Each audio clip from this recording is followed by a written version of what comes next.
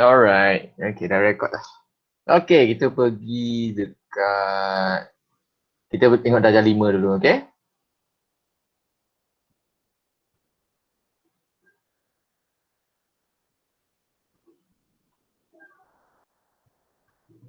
Okay, kita tengok yang ni dulu.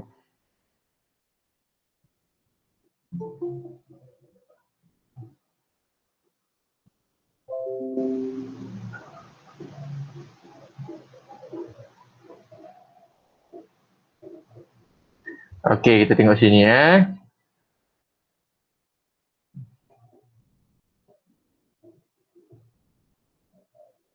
Okay, cikgu start dekat sini Alright, so kita tengok zaman Kesultanan Melayu Melaka dulu. Okay. Yang ni cikgu dah pernah bincangkan minggu lepas kan, sikit yang ni. Oh, dekat sampai sini dah minggu lepas. Okay, tak apa, cikgu cerita dekat sini lah, start daripada sini. Okay, betul. Okay. Okay, kita bincang dekat sini, okay? Okay. Peranan pedagang Islam. Okey, kita tengok macam apakah faktor kedatangan agama Islam di tanah Melayu. Apakah faktor yang menyebabkan Islam ni datang ke tanah Melayu? Okey, yang pertama kita lihat peranan sultan. Okey, untuk pengetahuan kamu, zaman dulu kan, zaman-zaman dulu zaman Melaka dulu kan. Kalau raja tu Islam, rakyat diorang juga akan memeluk agama Islam. Biasanya mereka akan ikut raja. Okey? Biasanya mereka akan ikut raja. Okey, kat sini kita tengok apakah peranan sultan. Okey. Jadi, Sultan Melaka nama dia Megat Iskandar Shah. Okey, dia telah berkahwin dengan seorang puteri Raja Pasai. Okey, Pasai tu tempat dia dekat Sumatera, Pulau Sumatera. Okey, Pulau Sumatera tu yang dekat tepi kita ni, yang sebelah kiri kita.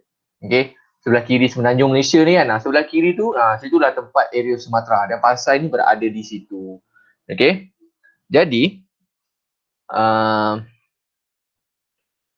Sultan Melaka ni dia berkahwin dengan seorang raja puteri dan puteri ini beragama Islam lah. Okey. Sebab kalau kita nak bandingkan Melaka dan juga Pasai, Pasai lebih dulu memeluk agama Islam Okey, kemudian apabila Megat Iskandar Shah ni dia berkahwin dengan puteri Raja Pasai, jadi dia telah memeluk agama Islam. Nanti kan kalau mungkin kamu ada pakcik-pakcik ke, makcik-makcik ke, kawan-kawan ke nanti. Contohlah kawan kamu dia kahwin dengan orang bukan Islam.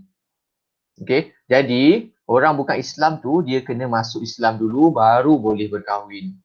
Bukannya boleh kahwin macam tu je. Okey. So samalah untuk Raja Melaka ni, Sultan Melaka ni iaitu Sultan Megat Iskandar Shah.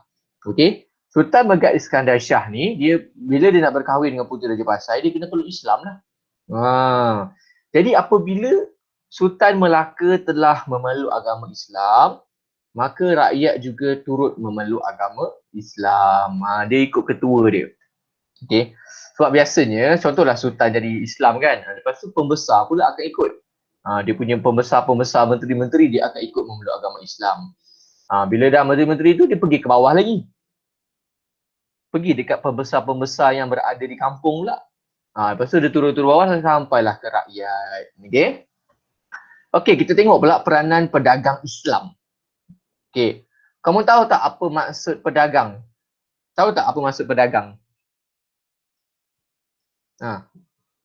Siapa tahu apa maksud pedagang? Siapa tahu apakah yang dimaksudkan dengan pedagang? Yang lain tahu tak apa maksud pedagang?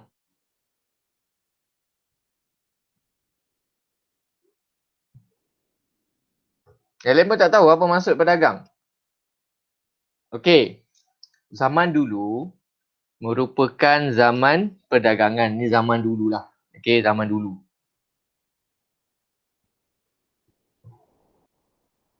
Okey, zaman dulu merupakan zaman perdagangan. Zaman dulu punyalah. Okey. Kemudian kita tengok balik masa perdagangan tu, okey, perdagangan ni apa sebenarnya? Okey, perdagangan ni merupakan perniagaan. Okey, perdagangan ni merupakan perniagaan. Perniagaan yang macam mana? Okey.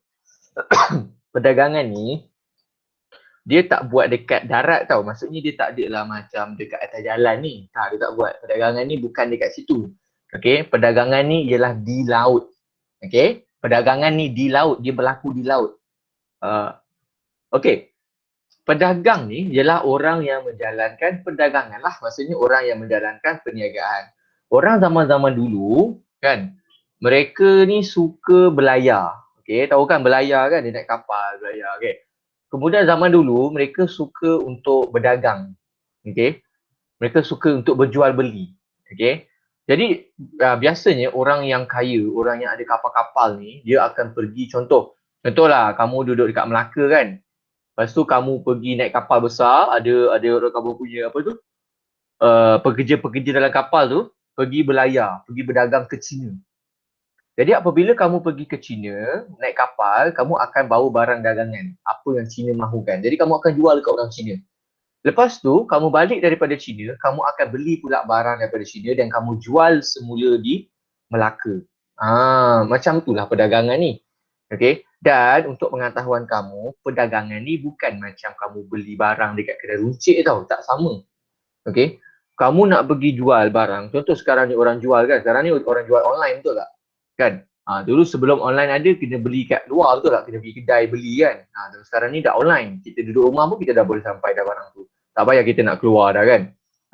Okay, sebelum zaman online, kita nak beli apa-apa, kita kena pergi kedai lah beli. Kan? Okay. Jadi, zaman dulu kalau perdagangan ni, kan? Kita kalau pergi kedai, contohlah kamu jual sekejap je kamu jual. Lepas tu kamu balik lah. Paling lama pun sehari. Lepas tu balik lah.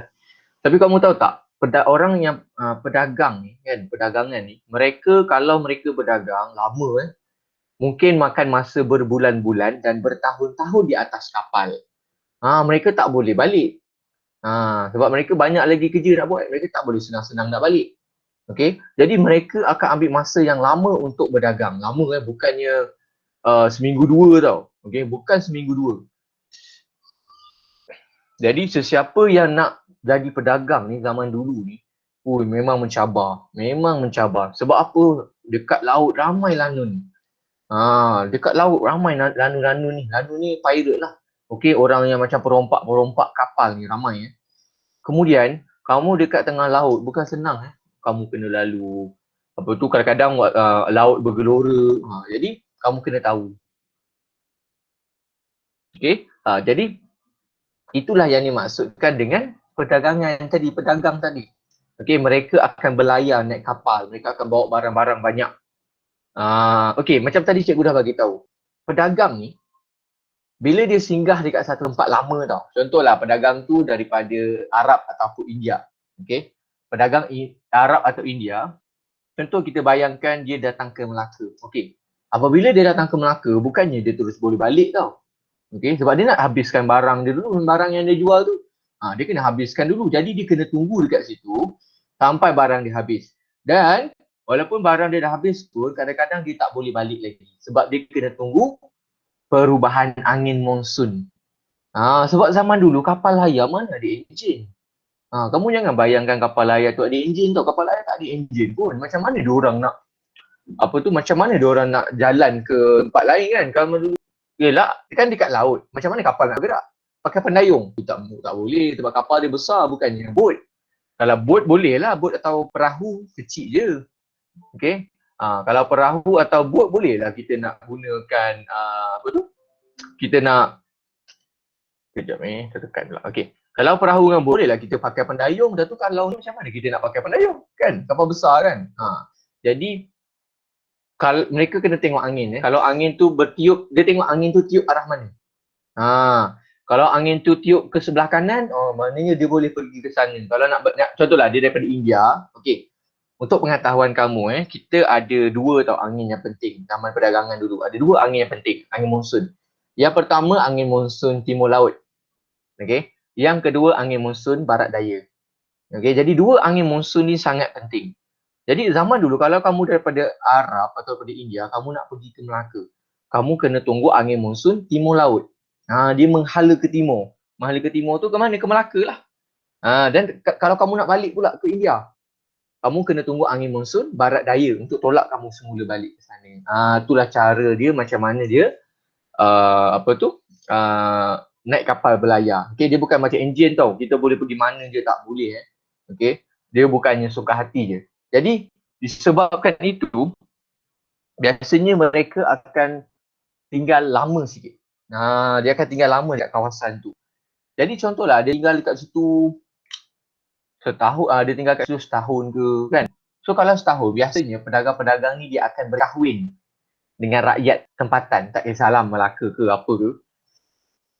Okay, dia akan berkahwin sebab yang pedagang ni lelaki bukan perempuan. Okay, yang menjalankan perdagangan ialah lelaki. Jadi ialah mereka bosan, jadi mereka berkahwin. Mereka berkahwin dengan orang tempatan. Lepas tu dah habis tu mereka balik lah. Tak ada dah. Mereka dah tak ada dah dengan orang tu, dia balik dah. Jadi itulah macam mana boleh munculnya pedagang tadi. Macam mana pedagang ini boleh berperanan menyebarkan agama Islam. Okay. Kemudian kalau kita tengok balik pedagang ni mostly kebanyakan pedagang ini daripada Arab dan India. Okay, mereka inilah yang memeluk agama Islam lebih awal lagi. Kemudian apabila mereka sampai ke Melaka, mereka berkahwin pula dengan penduduk tempatan. Macam cikgu cakap tadi lah, kalau nak kahwin, orang yang bukan Islam tu kena peluk agama Islam.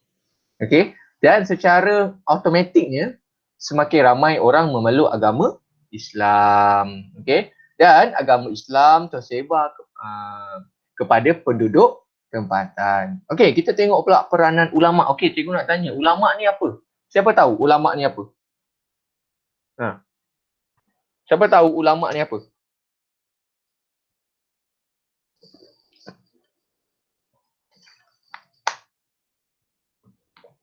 Cuba jawab. Ulama tu apa?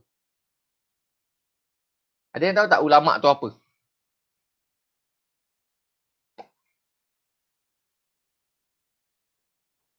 Ada yang tahu tak ulama tu apa?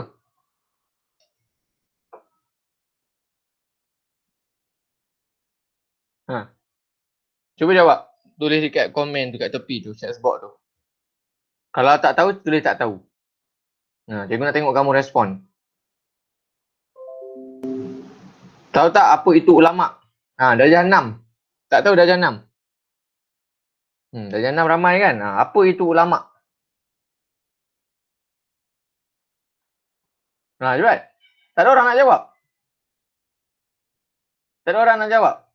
Cepat Dashril. Apa dia? Yang lain mana? Senyap je. Tengok je.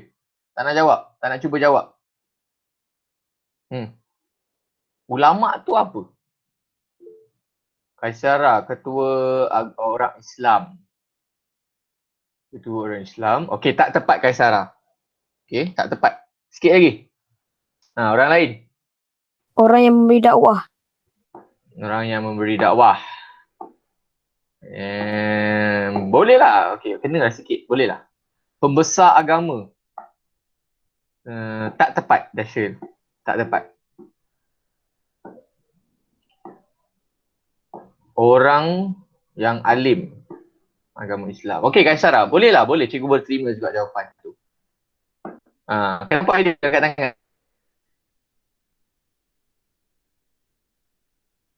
Nak jawab? Penyebar. Penyebar agama. Pun bukan juga. Okey. So, cikgu akan terangkan maksud ulama ni. Ulama ni ialah orang yang mempunyai ilmu tentang Islam yang paling tinggi sekali. Dan golongan ulama ini mereka boleh mengeluarkan fatwa. Fatwa ni macam undang-undang lah berkaitan dengan Islam. So macam kita setiap negeri, macam kita Selangor kan, kat Selangor, tak kisahlah korang negeri mana pun, mesti ada seorang macam kita kalau sekarang ni kita panggil mufti lah, mufti negeri. Okay, mereka ni juga digelar sebagai ulama lah. Okay, golongan-golongan ulama dulu-dulu lah. Okay, ulama ni ialah orang yang kalau dari sudut agama, dalam ilmu agama, orang ini adalah orang yang paling banyak ilmu tentang agama. Dan biasanya orang-orang ulama ni ialah orang-orang yang soleh. Soleh ni maksudnya dia punya iman yang tinggi. Dia bukan level-level kita yang biasa-biasa ni. Ulama-ulama ni dia tak sama macam kita. Kita makan je kerja kan, makan, tidur, suka hati je kan. Ulama tak boleh. Ulama dia selalu berpuasa. Kan? Waktu malam dia selalu tahajud, sembahyang tahajud, buat solat taubat apa semua. Kan? Itulah ulama. Okey, itulah ulama. Jadi ulama ni itulah dia punya tugas dia. Okey, ulama ni biasanya menjadi tempat rujuk. Okey, kalau kita ada masalah apa-apa, kita rujuk ataupun kita jumpa dengan ulama, minta pendapat dia. Okey. Minta pendapat dengan ulama.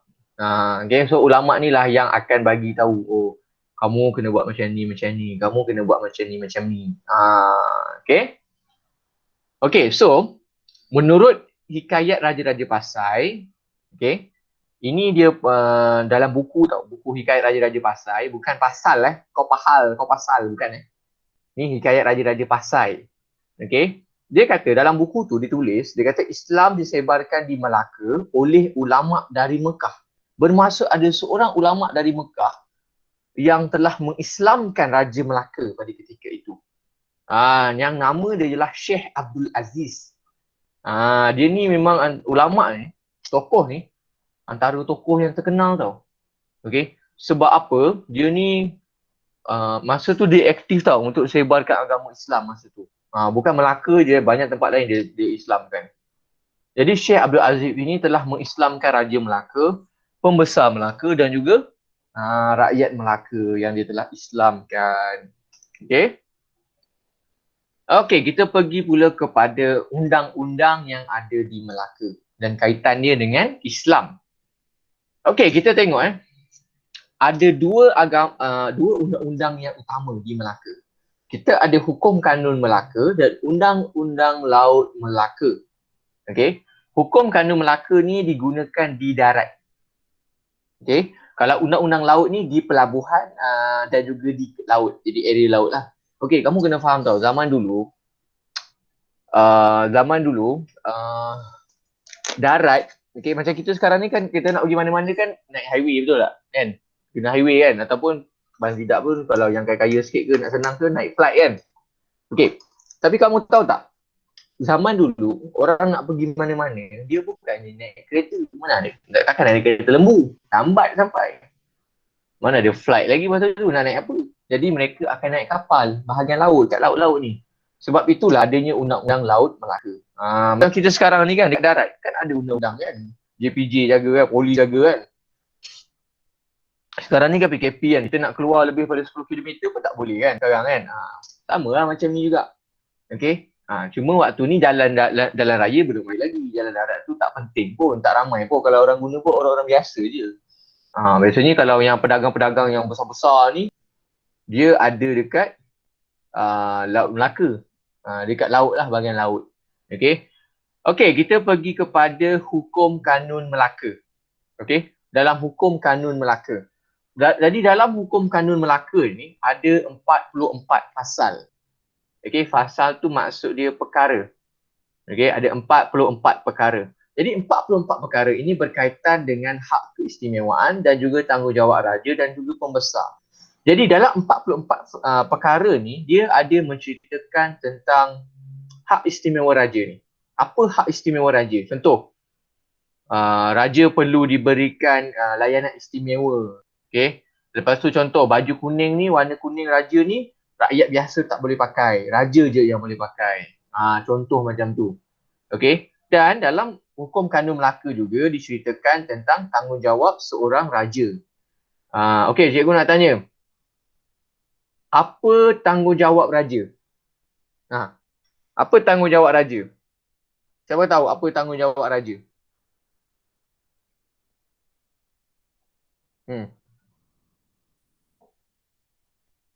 Tak ada rehat. Cepat, apa tanggungjawab raja? Right. Apakah tanggungjawab seorang raja? Cepat. Apa tanggungjawab seorang raja? Raja memerintah rakyat. Okey. Lain? Apa lagi tanggungjawab seorang raja ni? Kalau kamu jadi raja. Okey, menjaga rakyat dia. Okey, betul. Lagi? Apa lagi tanggungjawab seorang raja ni selain daripada memerintah rakyat, jaga rakyat? Apa lagi seorang raja ni kena buat? Kalau kamu seorang raja, apa yang kamu kena buat?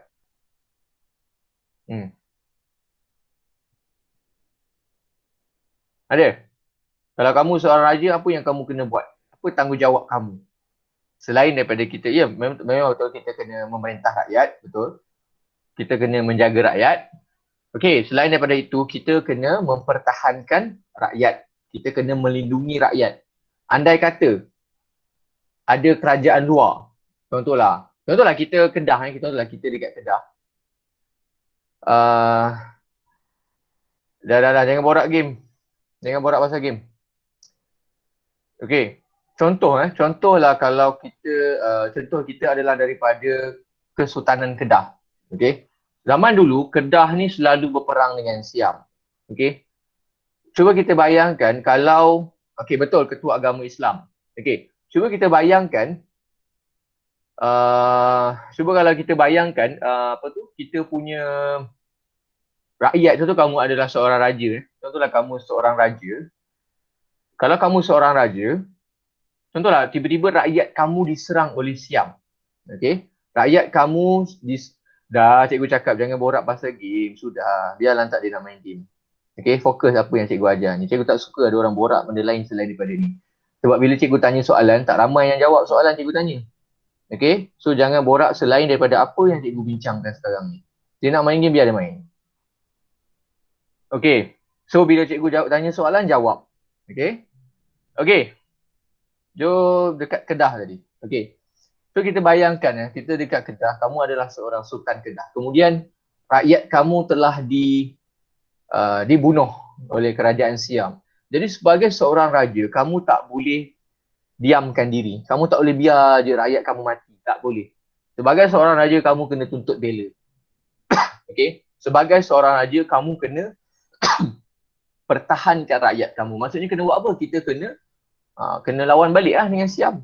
Jadi raja-raja kenalah kumpulkan tentera-tentera semua untuk menentang Siam semula. Itulah tanggungjawab seorang raja ni, selain daripada melindungi, menjaga keamanan, dan juga raja ini perlulah adil. Okey, raja tidak boleh bersikap pilih kasih ataupun berat sebelah. Okey, raja kena adil. Kalau orang tu buat salah, kena jatuhkan hukuman sama je macam orang lain. Okey, tak boleh berat sebelah. Contohlah ada dua orang kan tengah bergaduh. Okey. Lepas tu kamu jatuhkan hukuman untuk seorang je. Seorang lagi kamu buat tak tahu je. Tak boleh Kena adil. Kena tengok dulu. Okey, selain daripada adil, kamu kena buat keputusan dengan tepat. Maksudnya jangan buat keputusan yang boleh menyebabkan ramai yang mati. Okey. Contoh kita tengok balik zaman kalau kamu masih ingat cerita pasal Hantuah. Okey. Kalau kamu masih ingat cerita tentang Hantuah, kita tengok balik cerita pasal Hantuah. Hantuah, kita tengok masa dalam cerita Hantuah tu, Hang Jebat ni dia menderhaka tau. Dia mengamuk. Hang Jebat ni kan kaum baik Hantuah. Hang Jebat telah mengamuk. Masa tu dia ancam untuk bunuh raja. Dan juga dia ancam untuk bunuh orang-orang lain, pembesar-pembesar yang lain. Jadi kenapa dia jadi macam tu?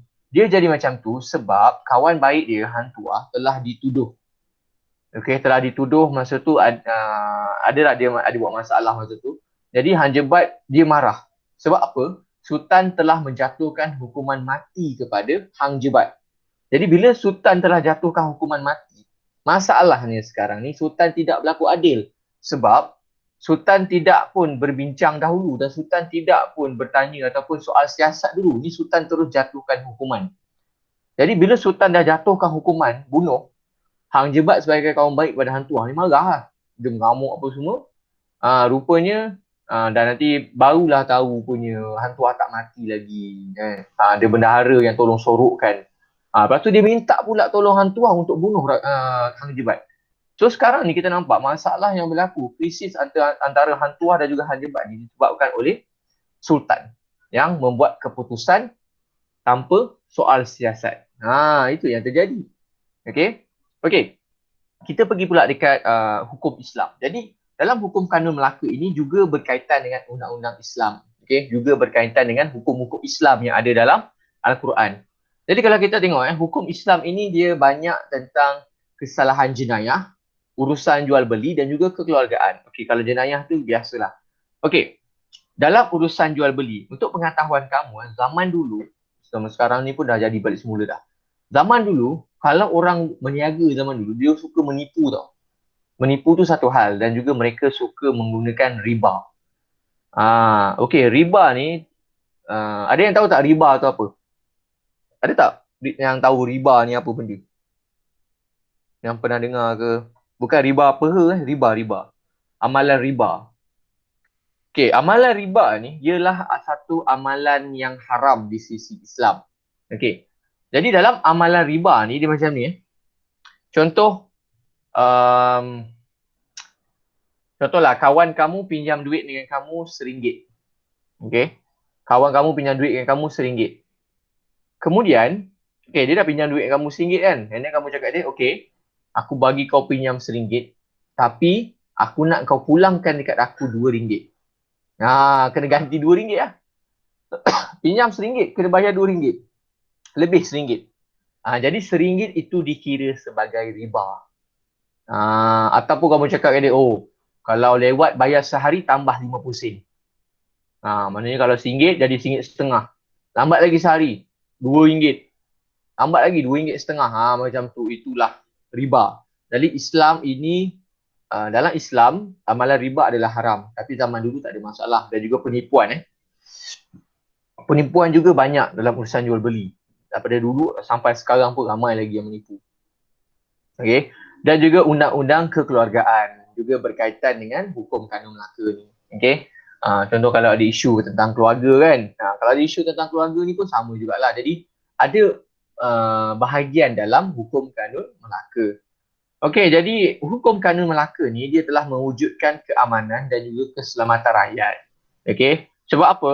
Manusia kalau tak ada undang-undang habislah. Okey, cikgu nak tanya pendapat kamu, cikgu nak tanya kamu. Kalau kamu diberi peluang untuk pilih dua negara, satu negara yang ada undang-undang, satu negara yang tidak ada undang-undang, negara mana yang kamu nak duduk? Negara mana yang kamu nak duduk? Satu negara yang ada undang-undang, satu negara yang tidak ada undang-undang. Pilih. Sebab cikgu nak tengok dengar ni. Kamu pilih undang-undang, kamu pilih negara yang mana? Yang ada undang-undang. Negara yang ada undang-undang. Okey, yang lain? Mana yang ada bising-bising kat komen tadi mana? Apa jawapan kamu?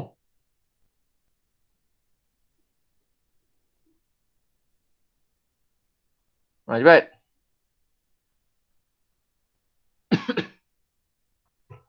Yang lain mana? Bukan Syarah baru seorang jawab ni. Negara yang ada undang-undang. Okey, semua pilih negara yang ada undang-undang. Okey. So, kamu pilih negara yang ada undang-undang. Okey. So, cikgu nak tanya kamu. Kenapa kamu pilih negara yang ada undang-undang? Kenapa tak nak ambil negara yang tak ada undang-undang? Kan kalau negara yang tak ada undang-undang, kan kamu bebas, betul tak? Kamu boleh buat apa yang kamu nak. Kamu tak payah pergi sekolah. Kan? Kamu boleh buat apa-apa je. Semua benda kamu boleh buat. Kamu boleh tak nak pergi sekolah boleh.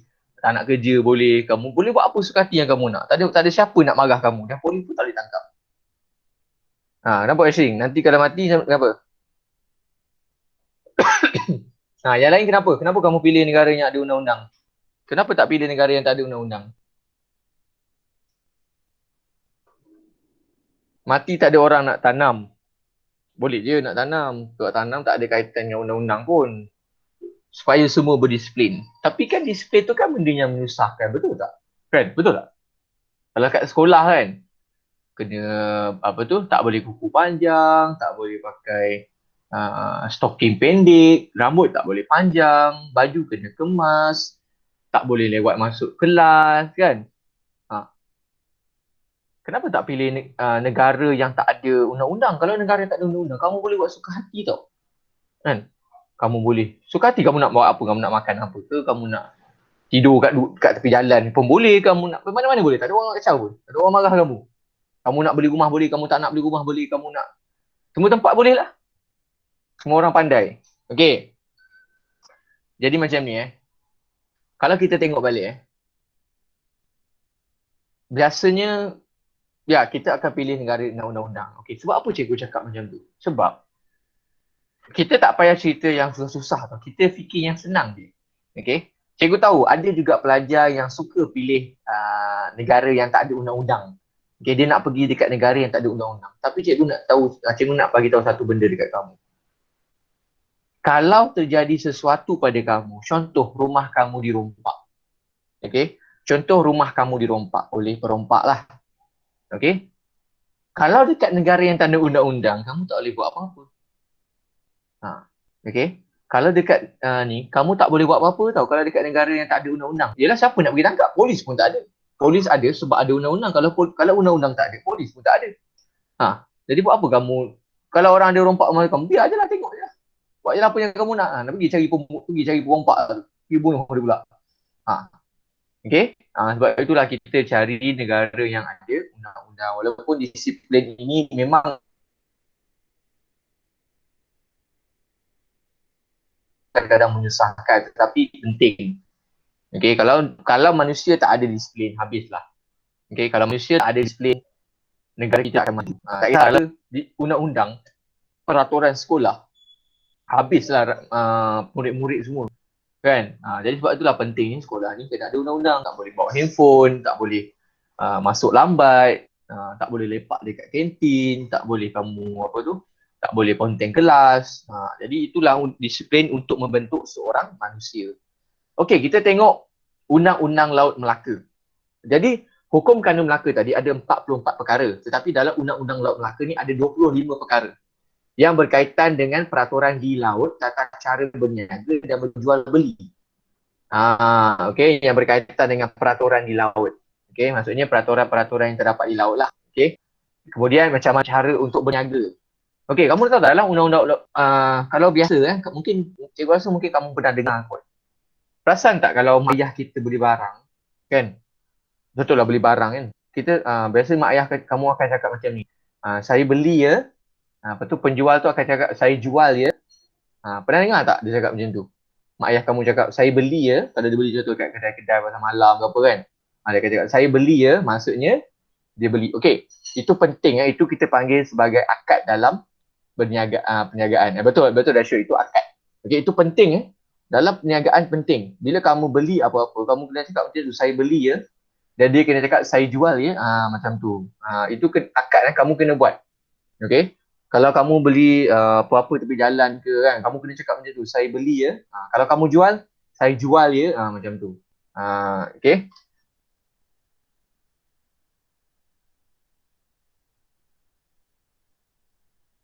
Undang-Undang Laut Melaka ni ialah antaranya kesalahan jenayah.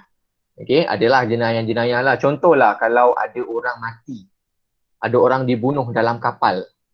Jadi siapa yang apa nak dibuat ni kalau ada orang mati dalam kapal? Jadi masa tu ada peranan daripada nakhoda. Nakhoda ni adalah ketua dalam kapal. Mungkin dia macam raja lah, raja dalam kapal. Jadi dia ni lah yang kena tentukan siapa yang bersalah. Dan dia boleh dikenakan tindakan. Okay, contoh kalau orang tu membunuh, jadi orang tu pun akan dihukum bunuh juga. Jadi adanya Undang-Undang Laut Melaka ini telah melancarkan aktiviti perdagangan dan juga memberikan keyakinan kepada pedagang yang ingin berdagang ke Melaka. Jadi bila ada undang-undang, dia telah melancarkan aktiviti perdagangan. Sama juga macam undang-undang dekat sekolah. Okay, dia melancarkan persekolahan, sesi persekolahan. Bayangkan kalau undang-undang tak ada. Kamu masuk je lah kelas pukul berapa kamu nak masuk. Kamu datang je lah sekolah pukul berapa. Dah tu macam mana cikgu nak ajar? Ada yang murid datang pukul 10, ada murid datang pukul 12, ada yang datang pukul 7. Dah tu macam mana cikgu nak ajar? Dah tak lancar kan? Jadi undang-undang ataupun peraturan, dia melancarkan apa-apa yang berlaku pada ketika itu. Okey? Okey, dan juga disebabkan oleh kelancaran aktiviti perdagangan ini menyebabkan pedagang yakin dengan Melaka, pelabuhan Melaka. Jadi mereka boleh berdagang di Melaka. Contohlah kamu pergi kedai. Okey. Contohlah kamu pergi ada 2 kedai. Okey. 2 kedai ni menjual barang yang sama. Tapi kedai yang satu ni dia macam tak selamat sangat. Maksudnya dia dah lah tak kemas. Dia punya barang-barang dia tak kemas. Lepas tu dia punya barang-barang tu ada yang pecah. Lepas tu dekat atas lantai dia tu kadang-kadang licin. Lepas tu kadang-kadang ada yang busuk-busuk, buah-buah busuk tu ada dekat atas ni. Kan? Dengan satu kedai lagi yang bersih. So mestilah kita akan pergi kedai yang bersih. Kita yakin dengan dia. Kan? Kalau kedai ni macam nak pergi pun tak ada semangat pergi kedai macam tu kan. Okay. Okey, jadi kita tengok agama Islam dalam pentadbiran. Okey, kita tengok hukum kanun Melaka ni telah dijadikan rujukan. Okey, undang-undang hukum kanun Melaka ini telah dijadikan rujukan bagi negeri-negeri yang lain. Okey. Mereka juga telah mencipta ataupun dalam bahasa Melayu kita panggil menggubal. Okey. Mereka telah menggubal Undang-Undang 99 Perak. Itu yang dia buatlah, dia telah gubal Undang-Undang 99 Perak. Dan juga telah menggubal hukum kanun Pahang. Okey, ada dua benda yang dia gubal. Okey. Maksud cikgu yang berkait rapat dengan hukum kanun Melaka ni. Yang pertama daripada Perak ni tadi, dia ambil daripada hukum kanun Melaka ni diubah. Disesuaikan dengan Perak. Pahang pun sama. Okey, dia ambil hukum kanun Melaka ni disesuaikan dengan Pahang. Itu yang berlaku di Pahang dan juga Perak. Okey. Cikgu akan stop dekat sini dulu. Kita akan pergi dekat darjah 6 pula. Okey, hari tu ada penambahan sikit dekat cikgu darjah ni. Okey. Ni cikgu dah masukkan sekali tau. Sebenarnya ada 3 bab yang tiga tajuk yang cikgu gabungkan sekali. Asal usul negeriku, megahnya negeri-negeriku dan satu lagi cikgu. Ada 3 yang cikgu gabungkan sekali. Sebab macam pendek sangat kalau cikgu nak buat slide satu-satu macam panjang sangat slide tu. Dan tak tahu nak letak apa dah. Jadi cikgu gabung lah. Okey, minggu lepas kita dah pilih dah kan negeri-negeri ni kan. Okey, ni Perlis kan. Jadi Perlis ni ibu negeri dia ialah Kanga, bandar diraja ialah Arau, ketua negeri ialah raja. Okey. Bandar diraja ni maksud dia bandar yang raja duduk. Okey, yang ada istana. Jadi bandar yang ada istana ni kita panggil sebagai bandar diraja. Okey. Okey, siapa orang Selangor? Siapa orang Selangor kat sini? Orang Tadahaya. Okey, orang Selangor. Okey, cikgu nak tanya. Dekat apa tu? Apakah bandar diraja Selangor? Apakah bandar diraja Selangor?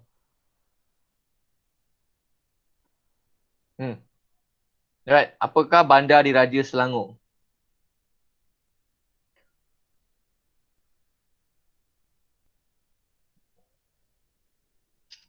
Right. Okey, betul. Ni Kaisara dan juga Asri, betul. Kelang. Okey. Okey, selain daripada Selangor, negeri mana lagi ada ni? Siapa negeri lain? Negeri mana lagi ada ni?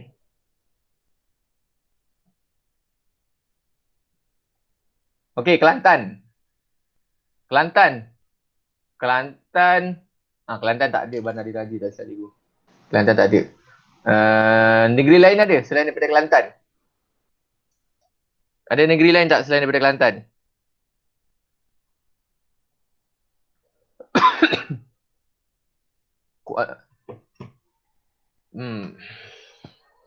Perak. Perak kat mana? Kuala Kangsar. Okey. Okey, jadi dekat Perlis, tempat yang menarik di Perlis ialah Gua Kelam. Okey, Gua Kelam. Dia tempat yang famous lah dekat Perlis. So kalau kamu pergi Perlis, jangan lupa singgah di Gua Kelam. Okey, dia tempat yang terkenal. Okey, betul ke Syara? Kalau Pahang Pekan, Perak Kuala Kangsar. Okey, ni negeri Kedah. Kedah dia punya ibu negeri dia ialah Alustar. Bandar raja dia ialah di Anak Bukit. Okey, ketua negeri dia ialah Sultan. Okey, cikgu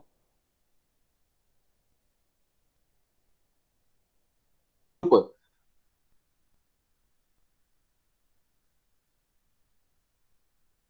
Perlis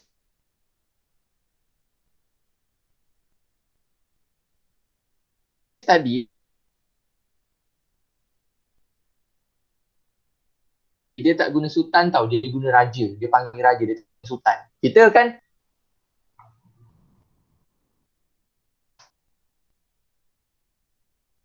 dah boleh dengar suara cikgu? Lagi tak? Okey dah kan? Okey. Tadi je sebab lain tiba-tiba hilang kejap tadi. Okey. Cikgu nak kamu ingat sampai bila-bila hanya negeri Perlis sahaja yang memanggil ketua negeri mereka ialah raja. Negeri lain panggil sultan. Okey, hanya di Perlis sahaja. Dan Negeri Sembilan pun lain lah. Negeri Sembilan dipanggil Yang di-Pertua Negeri. Yang di-Pertuan Besar. Kalau di Negeri Sembilan dipanggil dia tak ada sultan, tak ada raja, tapi dipanggil Yang di-Pertuan Besar. Okay. Okay, kita tengok Kedah pula. Kedah dia punya ibu negeri dia ialah Alostar. Alostar, kalau orang Kedah panggil Alostar. Dia macam bunyi Q kat belakang. Alostar. Bandar dia raja dia ialah anak bukit dan ketua negeri dia ialah sultan. Okay. Dan di Kedah ni yang terkenal ialah Gunung Jerai. Okay, untuk pengetahuan kamu, Gunung Jerai ni zaman-zaman dulu lah. Okay, ni zaman-zaman dulu. Zaman-zaman Melaka, Kedah, apa semua Kedah tua dulu. Gunung Jerai ni, pedagang-pedagang zaman dulu, mereka jadikan Gunung Jerai ni sebagai papan tanda. Bila mereka nampak Gunung Jerai, mereka tahu mereka dah hampir dengan Kedah. Okay, ataupun mereka dah hampir dengan Tanah Melayu. Mereka akan tengok gunung-gunung tu. Gunung Jerai. Gunung Jerai ni boleh nampak dari jauh tau. Tinggi boleh nampak dari jauh. Jadi diorang akan tengok dari jauh. Kalau nampak macam, dah dekat dah ni. Macam tu. Okay.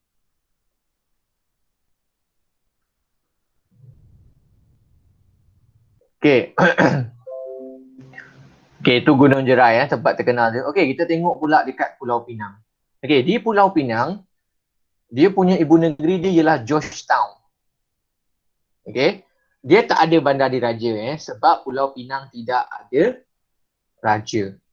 Okay. Pulau Pinang tidak ada raja atau sultan. Okay. Dia ada ketua negeri sahaja, iaitu Yang di-Pertua Negeri, tetapi bukan bertaraf sultan atau raja. Okay, dia sebagai ketua negeri sahaja. Okay, dia panggil sebagai YDPN, Yang di-Pertua Negeri. Okay. Okay, Yang di-Pertua Negeri ni dilantik oleh Yang di-Pertuan Agong. Okay, dekat Pulau Pinang ni, dekat Pulau Pinang ni yang terkenal ialah Tarian Boria. Tarian Boria ni yang paling terkenal tau. Pernah tengok Tarian Boria? Pernah tengok tak Tarian Boria? Cikgu rasa dalam episod Upin Ipin ada. Diorang menari Boria ni. Pernah tengok tak? Ada satu episod dalam cerita Upin Ipin. Cikgu rasa dah lama dah yang tu. Cikgu tak ingat tahun bila. Mungkin 4 tahun lepas ke, cikgu tak ingat lah. Pernah tengok kan? Ada mereka buat tarian Boria. Itu dekat asalnya daripada Pulau Pinang. Okay. Okay, kita pergi pula dekat Perak. Perak ibu negeri dia ialah Ipoh. Okay, Perak ialah ibu negeri dia ialah Ipoh. Okay.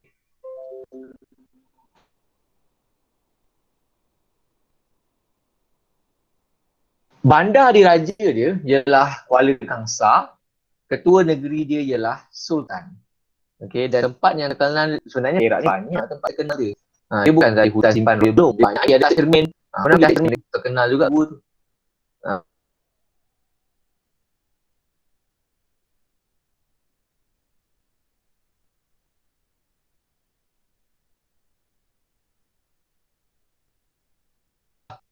Bandar diraja ialah di Kelang. Kelang sebelah Shah Alam dia. Rumah cikgu sebenarnya tengah-tengah. Kalau belah kiri Shah Alam, belah kanan Kelang. Okey, ketua negeri ialah Sultan. Itulah ketua negeri di Selangor. Okey, dan antara tempat Selangor lagi dah banyak tempat terkenal. Okey, Selangor lagi banyak tempat terkenal, macam-macam tempat terkenal ada, tapi antaranya Bukit Melawati lah. Okey. Dan kalau kamu sebenarnya kalau kamu duduk Selangor ni, kalau kamu nak pergi berjalan banyak gila tempat jalan. Kamu tak payah keluar daripada Selangor pun. Kamu duduk dalam Selangor je kamu boleh pergi banyak tempat. Macam-macam tempat ada kat Selangor ni. Kamu nak pergi dekat laut ada. Memanglah laut dia tak sama macam laut yang Terengganu, Kelantan, Pahang tu tak samalah sebab laut dekat ni laut lain, dia tak sama laut dia. Tetapi laut jugalah. Kalau kamu nak pergi area sungai ada. Nak pergi atas bukit ada. Banyak kan. Kita tengok kita ada Bukit Broga. Kan tempat biasa pergi hiking kan. Okey, kita tengok pula asal dekat Negeri Sembilan. Okey, Negeri Sembilan dia punya ibu negeri dia ialah Seremban. Bandar diraja dia ialah Seri Menanti. Okey. Negeri Sembilan dia ketua negeri dia dipanggil sebagai Yang di-Pertuan Besar, YDPB. Okey, Yang di-Pertuan Besar. Yang di-Pertuan Besar ni dia macam raja dan juga sultan juga, lebih kurang. Cuma gelaran dia tak sama. Okay. Kalau tadi, ingat tak cikgu cerita pasal Pulau Pinang tadi kan? Pulau Pinang tadi dilantik oleh Agong kan, yang di Pertuan Agong. Tetapi ketua negeri di Negeri Sembilan bukan Agong yang lantik. Mereka ada mereka punya keturunan sendiri. Sama juga. Sebenarnya yang di Kota Besar ni lebih kurang dia macam Raja dan Sultan. Cuma nama dia tak sama. Sama je. Dia punya cara apa semua lebih kurang je. Okay. Dan antara yang terkenal ialah Istana Seri Menanti. Okay. Yang dia kat bandar Raja dia lah. Okay. Okay, kita tengok Melaka pula. Melaka ni macam kita tahulah Melaka mana ada sultan dah. Okay, Melaka dah tak ada sultan. Okay, jadi dekat Melaka ni bukan besar mana pun. Okay, jadi ibu negeri Melaka ialah Bandar Melaka je lah, kan. Ketua negeri dia ialah Yang di-Pertua Negeri. Jadi yang di-Pertua Negeri Melaka juga dilantik oleh Yang di-Pertuan Agong. Dan antara yang terkenal pasal Melaka ni ialah Dondang Sayang. Pernah dengar lagu Dondang Sayang? Pernah dengar tak lagu dia? Lagu Dondang Sayang.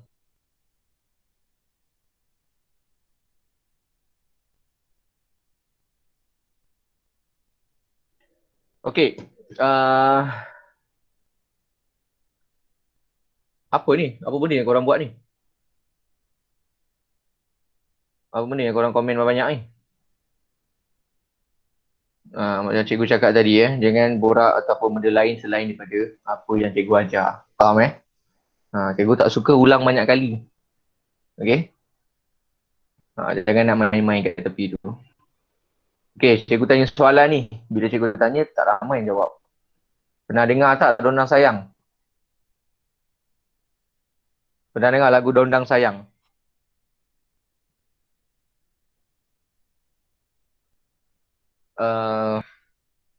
Dondang Sayang ni dia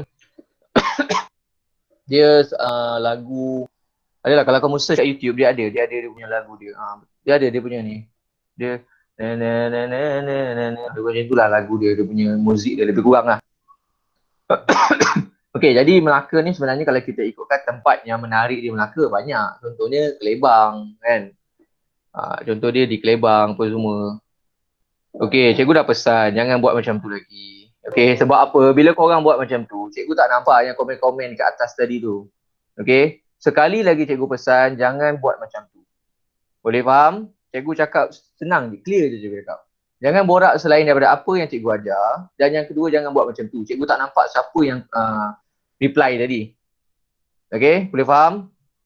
Kamu dah ada apa tu? Dah ada apa dah ni? Dah ajar 5, dah ajar 6 kan? Dah besar kan? Bukannya budak kecil. Cikgu ajar budak dah ajar 3 pun relax je. Tak ada pun buat macam tu. Cikgu tak boleh tutup chat. Kalau cikgu tutup chat, cikgu tak tahu. Cikgu tak nampak korang reply kat situ. Okay, boleh faham? Korang dah ajar 6, dah ajar 5, dah besar kan? Okay, jangan buat perangai macam budak-budak. Boleh? Cikgu ajar budak ajar 3, dah ajar 4 pun relax. Tak ada masalah pun. Tak ada pun buat macam tu. Boleh? Kita nak belajar ni tahu. Kita bukan nak main-main. Faham? Habis pukul 10 ni kamu nak main-main lah. Boleh? Cikgu dah pesan banyak kali tau. Minggu lepas pun cikgu dah pesan. Minggu ni cikgu kena pesan lagi. Faham? Bila cikgu tanya soalan, tak ramai pula yang jawab.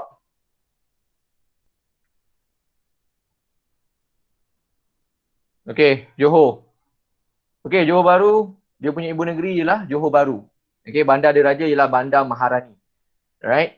Dia punya bandar diraja ialah Bandar Maharani. Dan ketua negeri dia ialah Sultan. Okey, di Johor ada Sultan. Di kat Johor sekarang ni dia ada Sultan lah, Sultan Ibrahim lah sebagai Sultan Johor sekarang ni. Dan yang terkenal di Johor ni, antara yang terkenal ialah tarian kuda kepang. Okey, itu yang terkenal di Johor lah.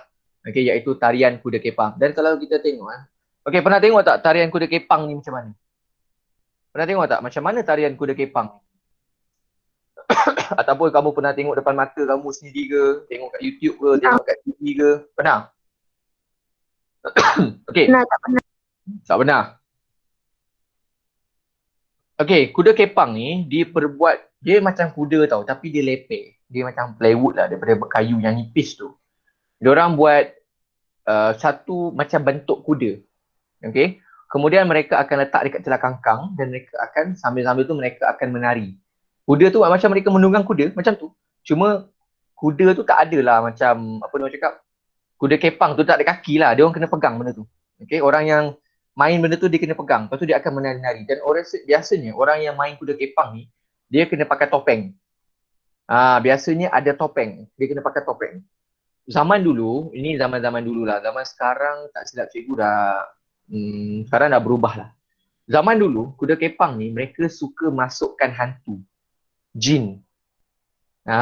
Dekat kuda kepang tu mereka akan letakkan jin, ataupun dekat topeng tu mereka akan letakkan jin, hantu-hantu. Okay. Jadi mereka akan letakkan apa tu? Letakkan macam topeng tu, okay? Mereka akan letak atas asap. Okay, kemudian mereka akan seru hantu tu supaya hantu tu masuk dekat topeng tu. So bila mereka main kuda kepang, mereka akan pakai kuda kepang tu.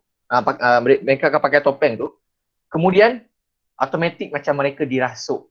Dan mereka akan menari tanpa mereka sedar. Itulah kuda kepang. Okay, tapi zaman sekarang ni dah berubah. Zaman sekarang ni mereka dah tak buat macam tu dah sebab haram kan. Dan kuda kepang ni sebenarnya berasal daripada Indonesia. Okay, bukan berasal daripada sini.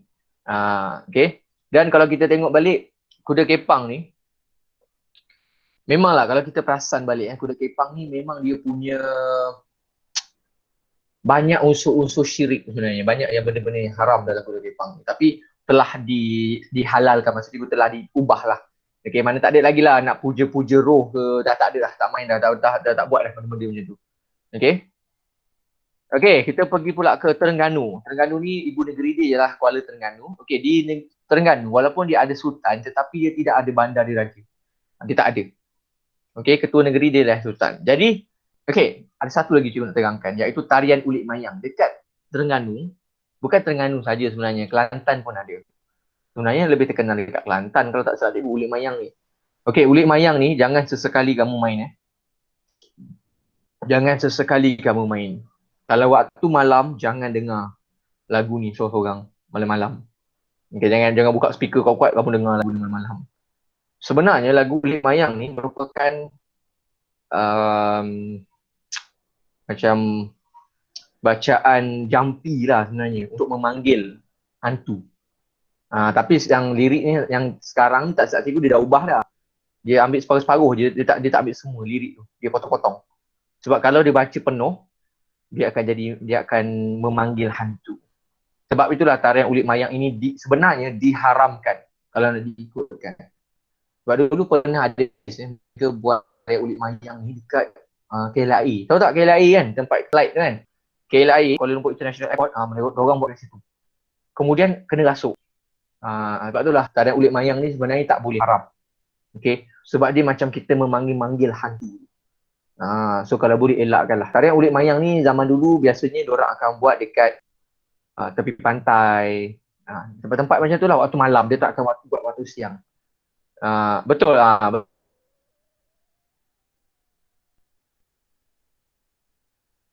Betul cikgu.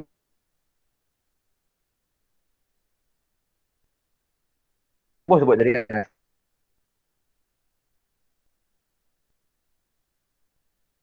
Tepi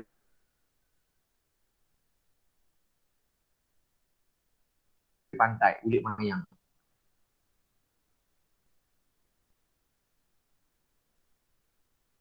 Okay, dia memang buat dekat tepi pantai. So sangat bahaya kan sebenarnya.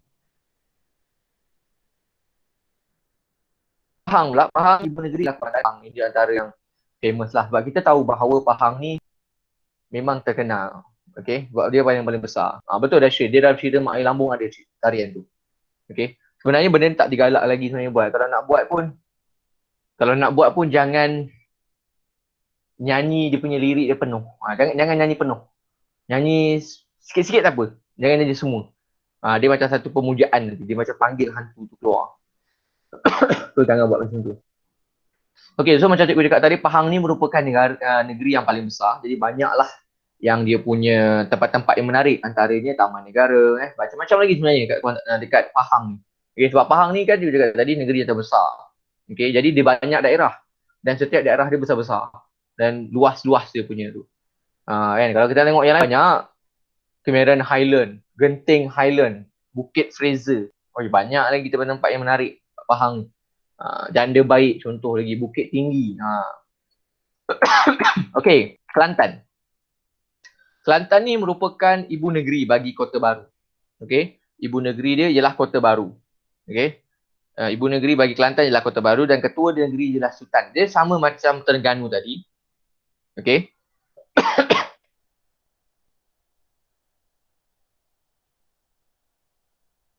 Masjid Kampung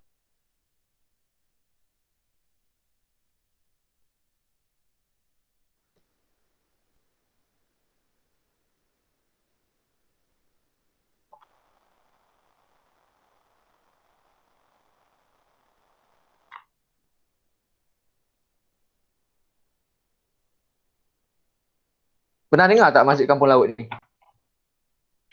Dia dekat Tak. area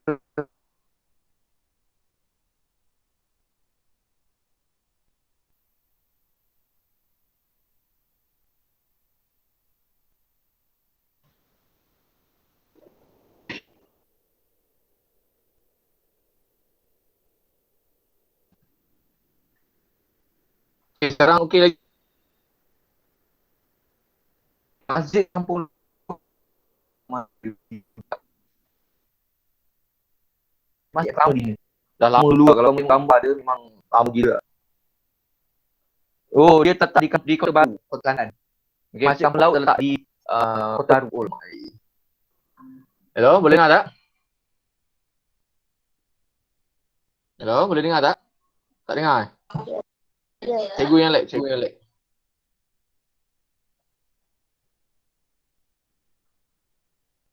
Okay, sekarang dah okey ke sekarang?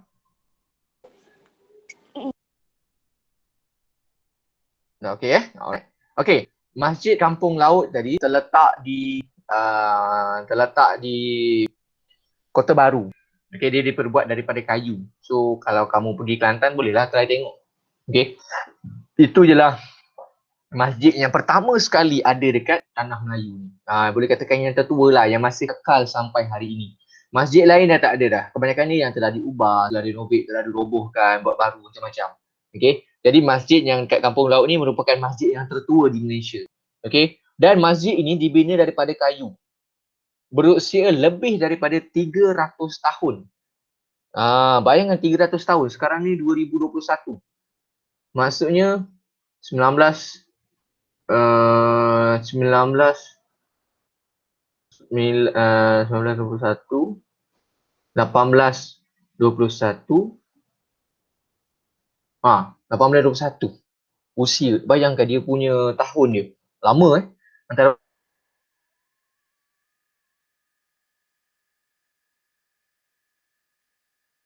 kayu kan, kalau kita tengok kat rumah-rumah lama biasanya cepat roboh tau, anak-anak makan lah, tapi masjid ni telah dipelihara. Okay. Dan masjid ni kalau kita tengok bentuk dia petak. Okay, dia macam petak. Dan dia punya bentuk binaan dia tak macam masjid yang moden pada hari ni. Masjid moden ni ada kubah apa semua kan. Masjid dekat Kampung Laut ni tak macam tu. Dia tak sama. Dia kubah dia lain sikit lah. Okay, dia lain sikit dia punya kubah tu. Dan juga dia punya bentuk masjid tu agak unik berbanding dengan tempat lain. Masjid Kampung Laut nama dia. Masjid tu Kampung Laut dekat Kelantan. Okay. Betul, kita habis. Betul.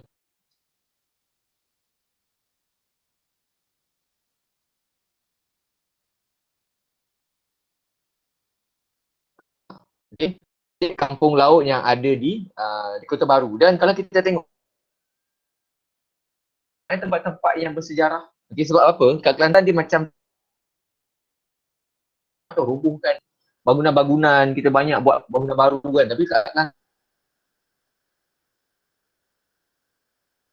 Kelantan, kalau kau pernah pergi Kelantan, kedai-kedai kat Kelantan dia macam wow, macam cantik gila je nampak kan. Macam dia punya apa tu? Bentuk lama, corak-corak lama kan. Okay, tak, lelaki jam bagus dulu je, habis lah. Okay.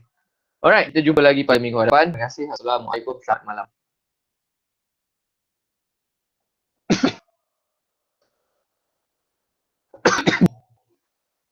Memang cantik masjid tu. Nanti try lah pergi tengok masjid, cantik masjid tu. Saya Google. Bye bye. Dia kat Google. Ada kat Google. Banyak gambar dia.